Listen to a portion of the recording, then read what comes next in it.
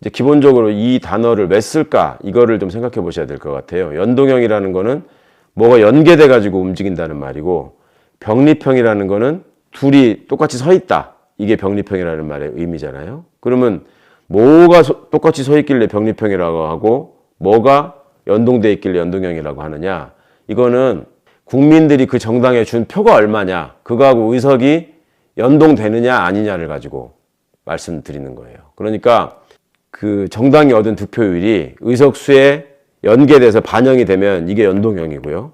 득표율이 의석수하고 이어진다. 이런 의미로 연동형이고, 병립형이라는 건 기존에 우리나라가 해왔던 거, 득표율하고 지역구 의석수하고 맞지 않아요. 이게 따로 따로 노는 거예요.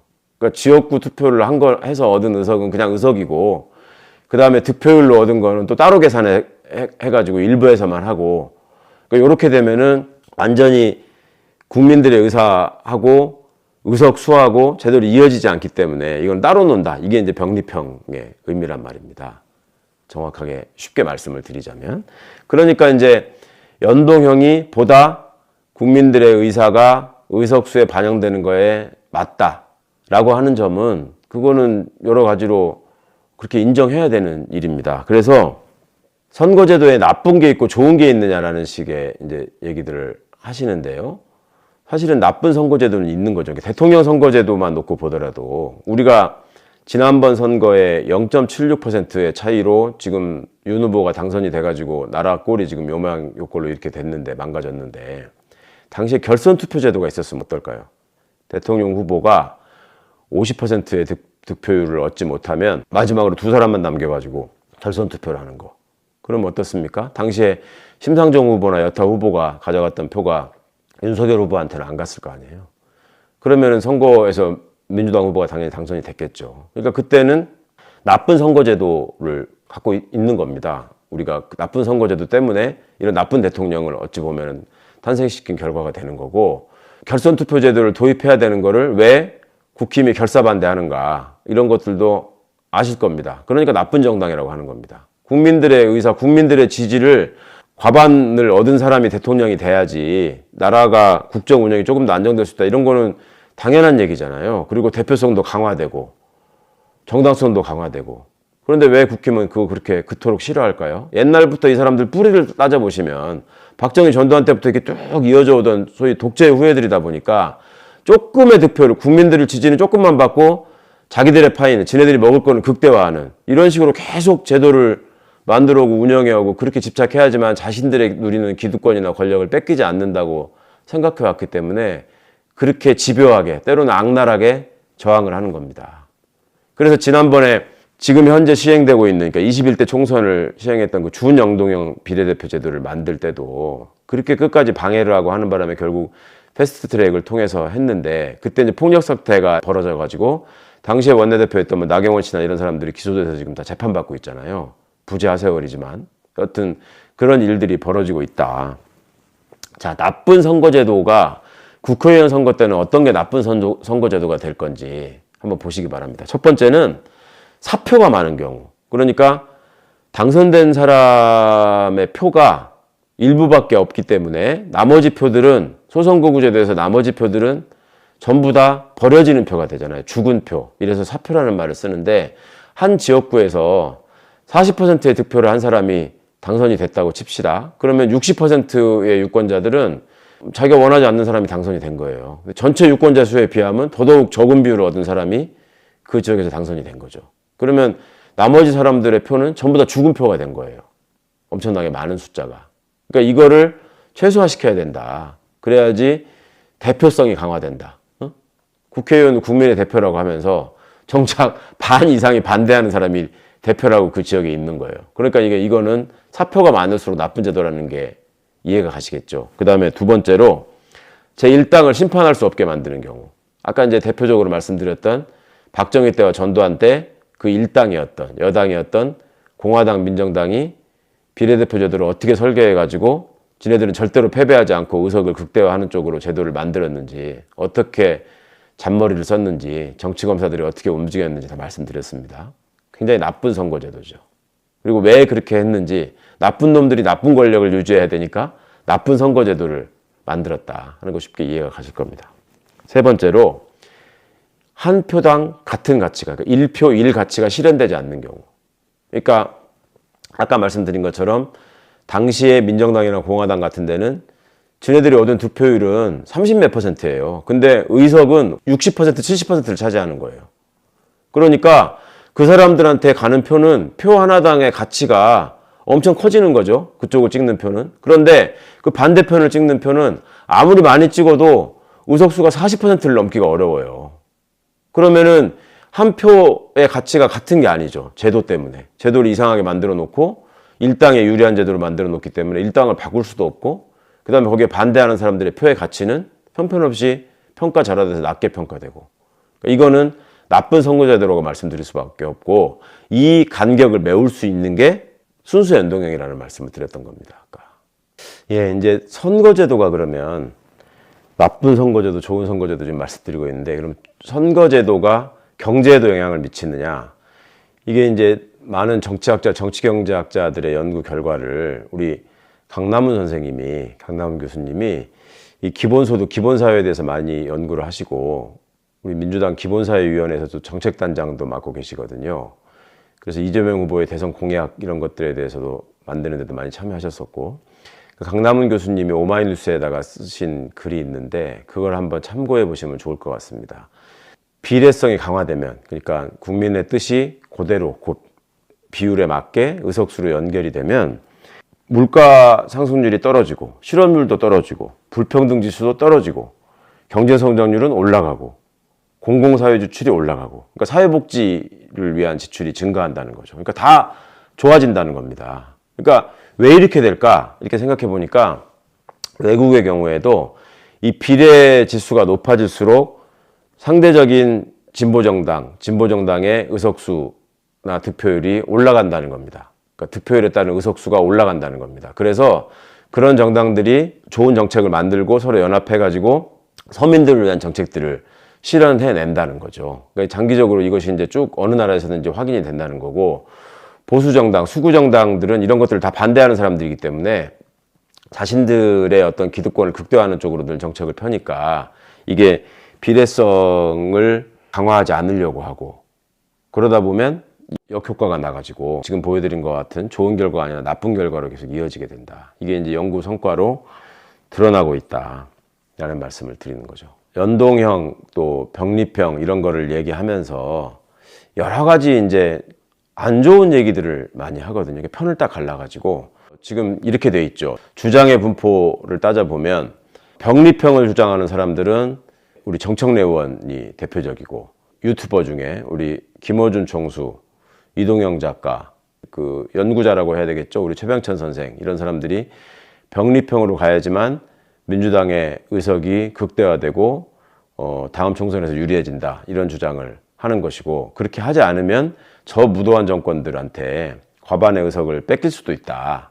왜냐하면 저 사람들은 어떻게든 현행제도로 가더라도 위성정당을 만들어가지고 자신들의 의석을 극대화하려고 할 것이고, 그렇게 되면은 현행제도나 저기 연동형 선거제도는 그냥 죽 서서 개 주는 꼴이 된다, 이런 말씀을 하고 계신 거죠. 또 반대편으로 민주당 내에 약 70여 명에 달하는 의원들, 그 의원들이 뭐 이탄희 의원만 지금 대표적으로 얘기가 되고 있는데, 이탄희 의원만 주장을 하는 게 아니라 노무현 청와대 출신 의원들, 대표적으로 뭐 김종민 의원 같은 사람을 얘기할 수 있겠죠. 전해철 의원도 마찬가지고, 그 다음에 문재인 청와대 출신 의원들, 뭐 윤건영 의원이나 시민사회운동 출신들, 뭐 이하경 의원님이나 김상희 의원님이나 이런 분들, 전반적으로 지금 다 우리가 지금 연동형을 지켜내야 된다, 이 병립형으로 가는 것은 퇴행이다, 그리고 약속한 바와도 어긋난다, 정치개혁의 취지와도 맞지 않다, 이런 얘기를 하고 계시는 거죠. 근데 이것을 제도의 장단점을 놓고, 현실성을 놓고, 또 상대를 놓고 판단을 해봐야 되는 것이지,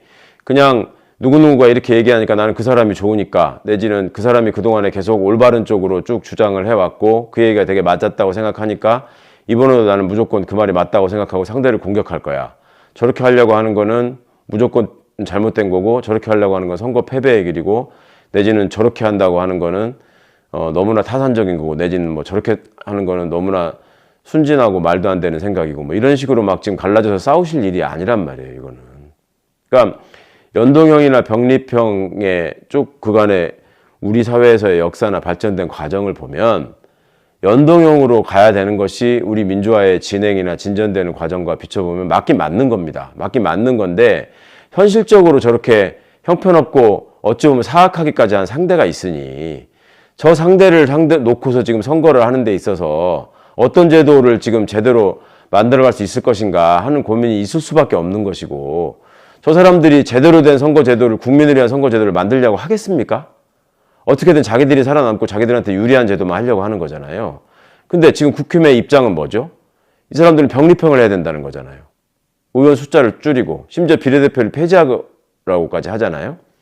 그 배경에 있는 생각이 뭐겠어요? 여태까지 전두환, 박정희 때부터 해왔던 얘기하고 똑같은 거예요. 그러니까 자신들의 의석을 어떻게든지 최대한 늘리고 그 영남이라는 지역 기반 속에서 얻을 수 있는 의석을 극대화하는 쪽으로 가야 되겠다. 그러니까 본인들한테는 병립형이 가장 유리하다라고 얘기를 하는 거예요. 그러면 또 민주진영에서 병립형을 주장하는 사람들은 그러면 국힘에 다 부안회동 해가지고 그 사람들하고 내통하면서 그 사람들을 지지하는 사람들입니까? 그렇지 않은 거잖아요. 그분들도 자기들의 생각이나 판단에 의해서는 그렇게 하는 것이 이번 총선에서는 필요악이다, 일종의. 어쩔 수 없다. 이런 생각을 하고 있는 거잖아요. 그러면 반대로 연동형을 주장하는 분들의 생각도 그분들이 의원내각제를 주장해서 꼭 그렇게 하는 겁니까? 아니면 일부에서 그렇게 극도로 싫어하시는 이낙연 대표를 추종하는 사람들이라서 그렇게 하는 겁니까? 아니면 또 이재명 대표를 극도로 싫어하는 사람들이기 때문에 이재명 대표에 반대하고 이재명 대표를 몰아내기 위해서 연동형 제도를 주장하고 있는 겁니까? 그분들의 면면을 보거나 이 역사적인 배경이나 제도의 내용들을 보더라도 그렇게 일방적으로 단정하고 단순하게 매도할 일이 아니잖아요, 이게.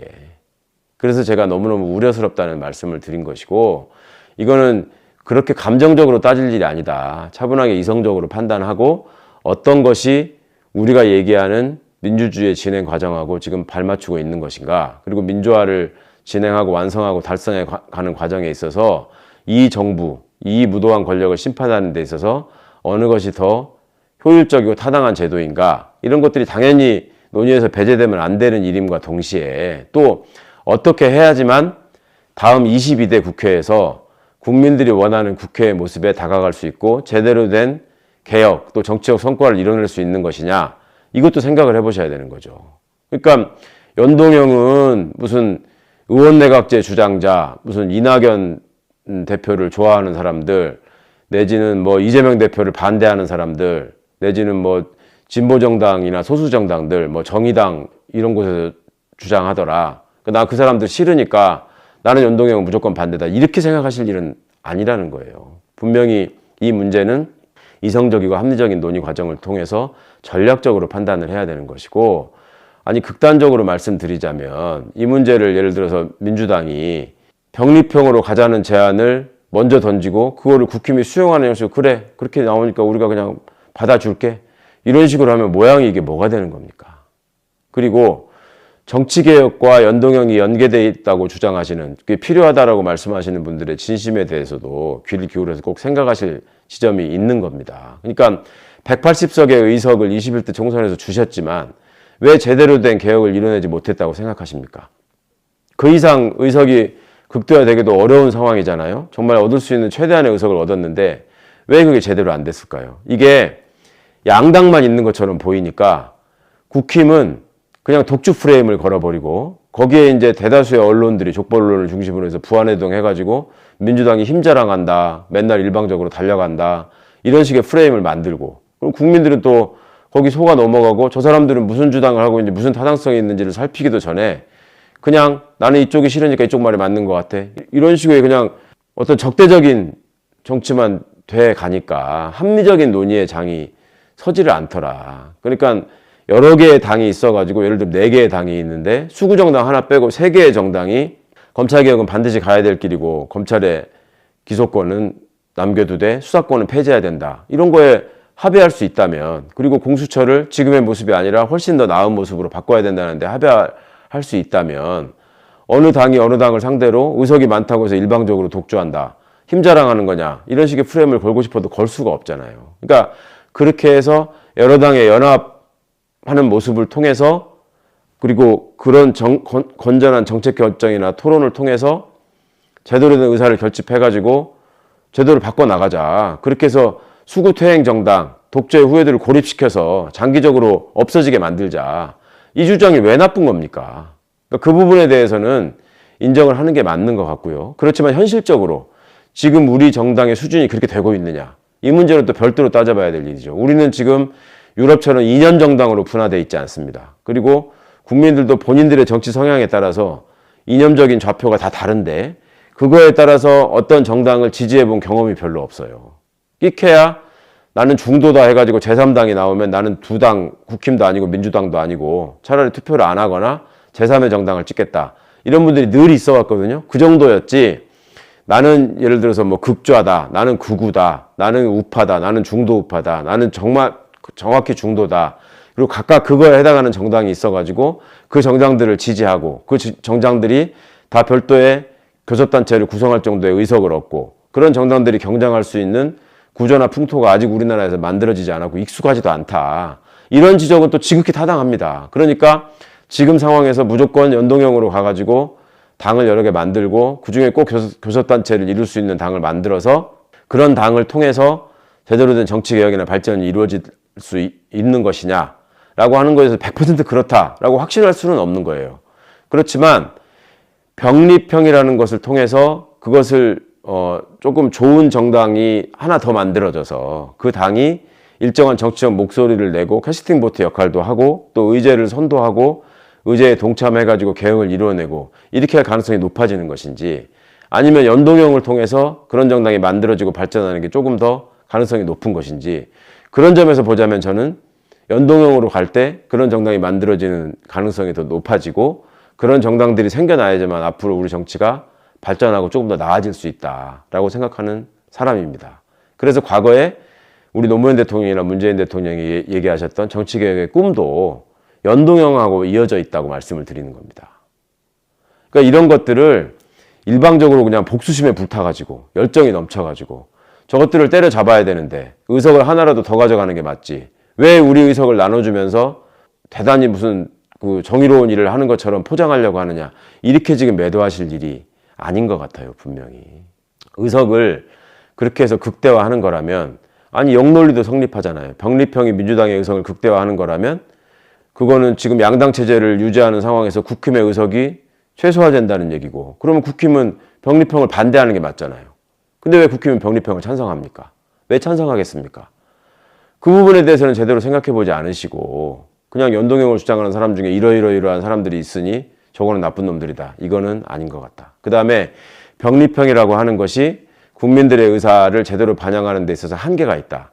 그러니까 병립형을 주장하는 사람들은 여전히 기득권자고 저 사람들은 민주주의를 저해하고 정치개혁을 원하지 않는 사람들이고 정치 발전을 저해하는 사람들이다. 이렇게 또 매도해서도 안 되는 일인 거죠. 그거는 그만큼 그간의 경험을 통해서 기존에 정의당에 보여줬던 일종의 트라우마가 있잖아요. 그런 정당이 의석을 가져봤자 결정적인 순간에 발목만 잡지 특별히 무슨 의제를 선도해서 이끌어가면서 좀 더 좋은 쪽으로 그 견인하지 못하더라. 뭐 민주당 이중대가 싫어서 국힘 이중대가 된 거 아니냐 이런 말씀을 하시는 분들도 많이 있잖아요. 그러니까 그런 부분들을 차분하게 놓고 판단을 하셔야지 무조건 어느 쪽이 의석이 높고 많고 유리하다라고 속단하시는 것도 여러 가지 시뮬레이션 자료들이 정교하게 검토가 되면 두 가지가 별로 크게 다르지 않다라고 하는 것이 객관적인 시각을 가진 학자들의 판단입니다. 그러니까 그런 분들도 좀 생각을 해보셔야 될 것 같고 최근에 여의도에서 돌고 있는 최악의 상황으로는 또 뭐가 있냐면요. 아까 앞에서 잠깐 말씀드렸지만 민주당이 덜컥 병립형으로 입장을 정하고 그거를 국힘에 제안하고 국힘이 그거를 받아주는 식으로 선심 쓰는 식으로 이거를 합의하고 그렇게 해가지고 선거법을 바꾸고 그래서 국회를 통과시키면 윤석열이 갑자기 거부권을 행사하는 겁니다. 그래서 나는 병립형은 퇴행이기 때문에 지금의 선거제도로 그냥 가는 게 맞다고 생각한다. 내지는 연동형으로 가는 게 맞다고 생각한다라고 얘기를 하고 나오면 이거는 완전히 다 바보가 되는 꼴이 돼버리는 겁니다. 그 명분도 놓치고 실리면에서도 유리할 게 없는. 그러니까 이런 점들에 대해서도 우려해야 된다라는 목소리에 대해서도 분명히 함께 고려하시면서 생각하고 판단해야 되겠다. 그리고 민주당 지도부도 굉장히 면밀하게 검토를 하고 여러 가지 논거리를 확립을 해가지고 국민들을 설득해야 된다. 이런 말씀을 드리고 싶습니다. 위성정당 금지법에 대한 지금 오해가 있어서 잘못된 설명들이 지금 있어가지고 우리 김어준 총수가 뭔가 이걸 잘못 이해하고 설명을 한 것 같은데 이것 때문에 생기는 오해가 있는 것 같아서 마저 설명을 좀 드리겠습니다. 위성정당 금지법이 통과될 가능성이 있냐? 뭐 없지 않느냐? 국힘이 무조건 반대하지 않겠냐? 뭐 그럴 수 있습니다. 그렇지만 이 법이 담고 있는 내용이 뭔지 의미가 뭔지는 알고 계셔야 될 것 같고 이 의미를 확실하게 아신다면 위성정당 금지법을 어떻게든 의결해서 통과시키고 이 부분에 대해서 윤석열 정부가 수용하도록 해야 된다. 그리고 이것을 만약에 또 거부한다면 그거는 정말 반민주 세력이라는 걸 확정하는 거기 때문에 하나도 손해가 될 것이 아니다. 그러니까 지금 병립형을 주장하시는 분들의 마음속에 있는 일종의 불안감이라는 게 그런 거잖아요. 민주당은 위성정당을 안 만들 거고 계속 약속해왔고 양심적인 정당이니까 저 사람들은 탐욕스럽고 사악한 정당이니까 국힘은 위성정당을 뻔뻔하게 만들어가지고 그거하고 합쳐가지고 의석수가 넘어가 버리면 어떡하냐 이런 건데 위성정당을 못 만들게 하면 되잖아요. 그러면 그래서 위성정당 금지법이 나온 것이고 70여 명의 민주당 의원들이 서명을 해서 발의를 한 건데 이 내용이 그렇습니다. 어떤 정당은 총선에서 지역구 후보하고 비례 후보를 반드시 공천해야 된다. 그러니까 지난번에 위성정당이라는 당들은 비례 후보들만 있었던 정당이잖아요. 더불어시민당도 그렇고 미래한국당이라는 이름의 당도 그랬었고 그러니까 그렇게 비례 후보만 공천해서는 안 된다. 이게 첫 번째 내용이고요. 두 번째는 지역구에다가 후보를 내는 정당은 그 지역구에 공천한 후보의 20% 이상을 반드시 비례대표 후보로 공천해야 된다. 라고 정한 겁니다. 그러니까 지역구에다가 지금 지역구가 257석이란 말이에요. 257개의 지역구에다가 공천을 하는 정당이 그냥 계산하기 쉽게 200명을 공천한다고 칩시다. 200개 지역에다가 공천을 하면은 20%면은 40개지 않습니까? 40명의 비례대표 후보를 무조건 공천해야 되는 거예요. 그 당의 이름으로. 그럼 위성정당 못 만드는 거 아니에요. 그렇게 하고자 만든 법인데 김어준 총수가 어떤 부분을 잘못 설명했냐면요. 이거를 반대로 얘기를 했어요. 그러니까 소위 비례연합정당이라는 게 만들어지고 그 정당이 10석의 비례대표 의원을 배출할 수 있는 거를 어떤 좋은 결과라고 치자. 그러면 그 10석의 비례대표 의원을 배출하려면 그게 20%니까 5배에 해당하는 50명의 후보를 지역구에 공천을 해야만 되는데 그게 가능한 얘기냐, 타당성이 있는 얘기냐, 얼마나 좋은 후보가 많이 나와서 그 50명을 채울 수 있겠냐 이런 걱정이 담긴 설명을 한 것 같아요. 근데 이거는 이 법을 명백하게 잘못 이해하고 반대로 설명한 거예요. 그 말이 아니죠. 그 말이 아니고 10명의 비례대표 후보를 공천하더라도 20명의 비례대표 후보를 공천하더라도 지역구에다가 반드시 후보 공천을 해야 된다라는 말을 하고 있는 거고 이 법이 그다음에 지역구에다가 한 명의 후보를 공천했다고 쳐보세요. 그러면 한 명의 후보를 지역구에다 공천했다. 그러니까 정당은 반드시 지역구에다가도 공천을 해야 되니까 한 명을 공천하는 거예요. 그러면 그 한 명을 공천한 정당이 지역구 후보의 20% 이상을 비례대표 후보로 공천해야 되는 거예요. 그러면 1 곱하기 20%를 하면 0.2명이니까 한 명을 공천해도 20%를 넘는 거고 20명을 공천해도 20%를 넘는 거고 100명을 공천해도 20%를 넘는 거잖아요. 그러니까 지역구에다가 한 명의 후보만 공천을 하면 비례대표 후보를 여러 명 공천할 수 있고 그거를 비율의 그 득표율에 따라서 가져갈 수 있는 제도를 만들자라는 거예요. 그런데 그거를 반대로 설명해가지고 10명을 당선시키려면 무조건 50명을 공천해야 된다. 이거는 안 맞는 말이라는 거죠. 정확하게 이해가 가셨는지 모르겠습니다. 그러니까 거대 정당은 100명, 200명을 지역에다 공천할 수 있으니까 그것만 공천하고 자기네가 직접 비례대표 공천을 하지 않고 다른 정당인 것처럼 가짜로 만들어서 실제는 같은 정당인데 가짜로 만들어서 다른 이름으로 비례 후보를 공천하는 게 위성정당이잖아요. 그렇게 해서 만들어지니까 이 사람들은 지역구에만 후보를 내고 비례 후보 공천을 안 하는 거니까 그렇게 하면 안 된다. 지역구에다가 후보를 내는 정당은 반드시 20% 이상 비례 후보를 공천해야 된다. 라는 의미란 말입니다. 그러니까 이거는 거대 정당이 위성정당을 만들지 못하게 하는 쪽으로 명확하게 작동을 하는 것이고 소수 정당은 지역구에다가 예를 들어서 5명의 후보밖에 우리는 공천할 수가 없어서 그렇게 했다. 그러면 비례대표 후보는 1명 이상 공천하면 되는 거고요. 1명, 2명, 10명, 100명 이렇게 비례대표로 공천할 수 있는 거고 지역구에다가 우리는 10명의 후보밖에 못 냈다. 그러면 비례대표 후보를 2명 이상 공천하면 되는 겁니다. 그러니까 어려운 얘기가 아니기 때문에 이 부분은 좀 오해가 없으셨으면 좋겠고 이 위성정당 금지법, 위성정당 방지법이라고 많이들 하는데 금지법이라고 얘기하는 게 좀 더 정확한 표현 같아요. 이렇게 해서 위성정당을 금지하게 되면 병립형이 유리하네, 뭐 연동형이 유리하네 이런 얘기 굳이 할 필요가 없을 것 같고 그리고 국민의 의사를 조금 더 가깝게 대변할 수 있는 의석의 숫자로 갈 수 있고 그 다음에 민주당이 영남에서도 불모지에서도 확실한 교두보를 확보할 수 있고 이런 제도를 가지고 선거에 임할 수 있다. 이런 말씀을 드리는 겁니다. 오늘 이 설명이 얼마나 이해가 가셨는지 모르겠습니다. 총선 벌어질 때마다 늘 선거법 얘기는 정치인들만의 이슈로 다뤄져 온 측면이 있고 결국 정당 간의 짬짬이로 그것도 거대 정당 간에 그냥 타협 내지 야합으로 그냥 정리된 적이 있었는데 이번에야말로 국민들의 관심이 가장 많은 선거법 개정 상황이 아닌가 싶고 이 과정에서 국민들의 의사가 국회 의석에 제대로 반영이 되고 국회가 국민의 대표 기관으로서 제대로 된 역할을 수행할 수 있도록 또 그런 국회를 만들어서 이 무도하고 무능한 정부를 확실하게 심판할 수 있도록 이번 총선에서 정말 제대로 된 제도를 통해서 멋지게 경쟁하고 공정한 결과를 통해서 좋은 후보들이 많이 전면에 나서서 뛰고 또 그 좋은 후보들이 많이 당선돼서 정말 좋은 국회가 꼭 출범했으면 하는 바람입니다. 여기까지 경청해 주셔서 너무 감사하고요. 마지막으로 즐거운 성탄 또 복된 새해 맞으시기 바랍니다. 감사합니다.